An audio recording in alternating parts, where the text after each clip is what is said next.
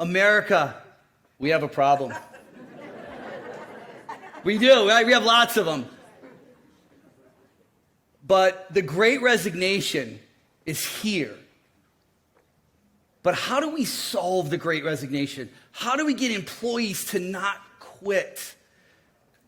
Culture is very easy to sense. But you know what? It's hard to measure. How do you measure culture?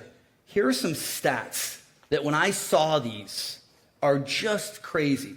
We have 360 or 330 million people in the United States, 160 million in the workforce. And before I give you this next answer, I want you to just put a number into your head for me. How many people quit their jobs in 2022? Think about that for a second. How many people quit their jobs in 2022?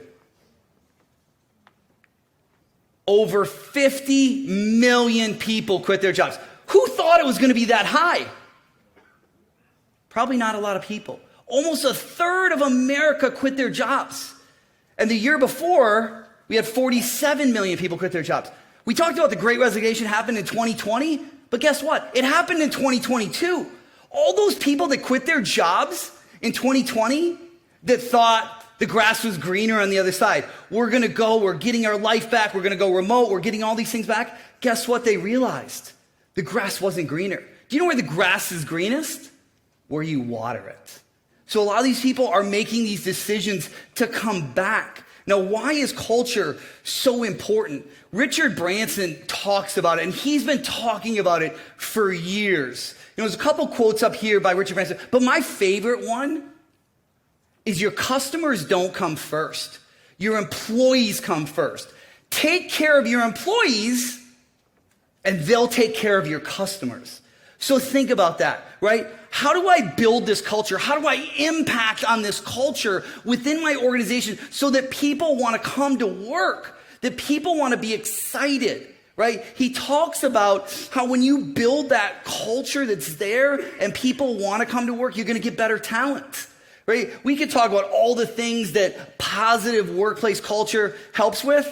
Better retention, better recruiting, better morale.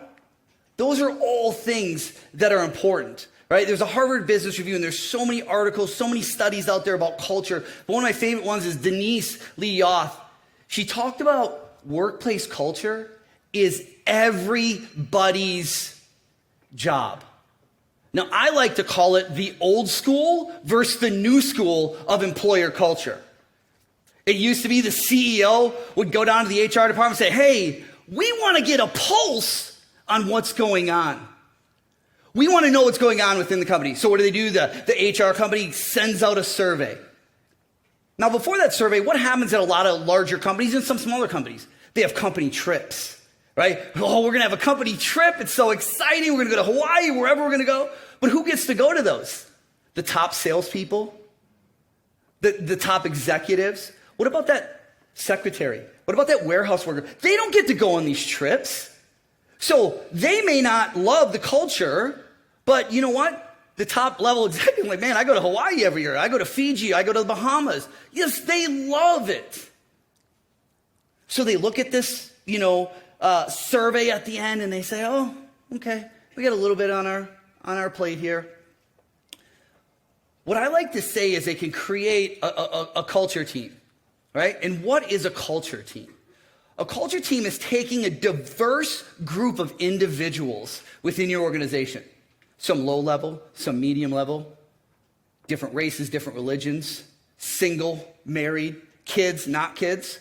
When I first graduated college, I always wanted the happy hours, the party, and that was what I thought was the company that I wanted. Now with a wife and 2 kids, I'd rather have a weekend barbecue. Right? It's culture's change. But having this culture team and being able to put this together so they can say, what can we do within the organization to really have your pulse on it? Instead of going top down, which the old school method was, let's go bottom up. Let's get the people in the bottom to say, what can we do to help? Who remembers a big wheel when they were a kid? We had a lot of it, right? You might think I'm crazy here. A lot of people do. Wouldn't be the first and won't be the last time. But I look at business like a big wheel. You take that center console and that seat, that base of that big wheel, that's your operations team. That's your IT, your finance, your accounting, your HR, your customer service. That's the base of your company. That big front wheel, that's your sales team, right? That's what's generating the revenue for your company. It's there. Those pedals, that's your marketing team. That's your branding. That's what's helping get your company forward. They're working together, right? Sales and marketing are working together to really get your brand out, to get your organization out. Those handlebars, that's your leadership. That's what's steering the company. That's the one that comes in and helps pivot your organization where they need to go.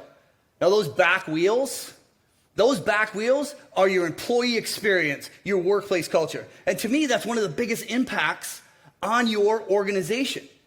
Now, if I take any of the other things away, the handlebars, the tire, that base, that big wheel is going to fall apart. And so is the business. It's not going to run smoothly. Now, I could take those tires off.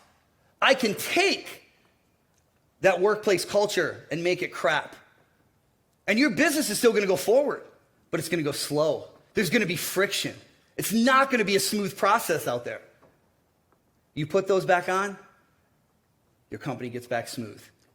So think of this. Every time now you see a big wheel, you're going to picture each one of these things and say, that is like a business. You know, right now there's a lot of talk about AI and who's scared of AI. Right? AI is here. It's coming to fruition, right? And if you think about AI really, is if you look at AI and the worker shortage that's going to come over the next few years, AI can play a role in a positive thing.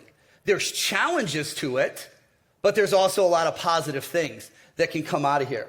So when you're thinking that AI is going to be a threat, it's not. It's going to help the worker shortage and help other things.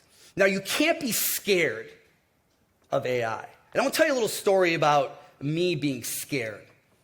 In 1995, I was standing 1,000 feet in the air, looking out the door of a C-130. I was 18 years old. I was in airborne school. I was about to be the first jump out of an airplane. Now, I'm scared of heights. I hate heights, but I believe sometimes you got to do things that you don't want to do. So I'm standing in the door, I got my parachute on my back, and I was the door guy. So I'm standing there. Jump master looks at me, probably knew where I was at, because I was scared. I was shaking, I was sweating. He goes, "Are you scared?" I go, "Hell yeah, I'm scared, jump master." And he goes, "Look at the ground, tell you ain't scared." I go, "I'm not scared of you." Quick glance.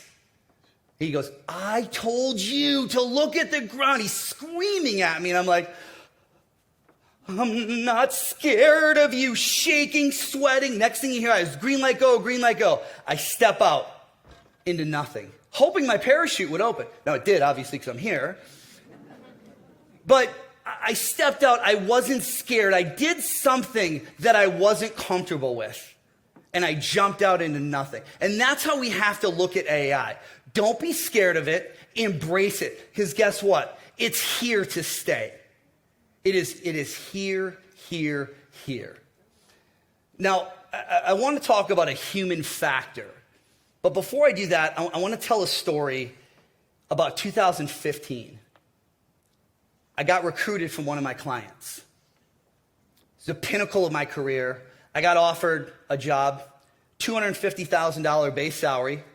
I made $8,000 a year when I was in the Army, so do the math. I was pretty happy. I was going to be number 2 in the company under the president. I was running the training, recruiting, sales team. It was my ideal dream job, my dream salary, company full benefits, company car, company credit card. They were a $30 million company, wanted to go to a $100 million company. And I was going to get a bonus on that. I was set. I was excited. Take the job. I get up there the first weekend. Owner of the company, who I'd never met before, comes in. And he goes, First thing he says is, "You mother effers, I'm going to fire you if you don't do this." I was like, ooh, that was an interesting way to enter a sales meeting. I've never heard so many F-bombs. And again, I was in the 82nd Airborne Division, so I jumped out of airplanes, and I never heard so many F-bombs in a sales meeting. So I then go, all right, this is interesting, right? Different things. But after a couple months, my morals, my ethics, the way that they had this toxic culture just was not me. It wasn't who I was. So I went home one weekend, and I told my wife, I don't think this is going to be good. I think I'm going to leave. She's like, the money, this is your dream. Like, you got everything you want. I go, I don't have happiness. That's not who I am. I can't do it. I went in that Monday. I parted ways. But I always said, I will never build a toxic culture like that. And I said, when I build my organization, it will never be like that. And I believe the human culture, right, the human touch is being able to sit down with my employees on a monthly basis and talk about life. And I actually had one of my employees bring that to me. And we had a good culture, and he said, why don't you do this? And it was a game changer. Because now they get to see me as a human, and I get to see them as a human. So what I'm going to tell you here is my action item. Build a culture team. Build it, be involved, know who your teams are. Every single person in here can impact it by creating your culture. Are you just going to live it, or are you going to talk about it? Make an impact, live it, don't just talk about it.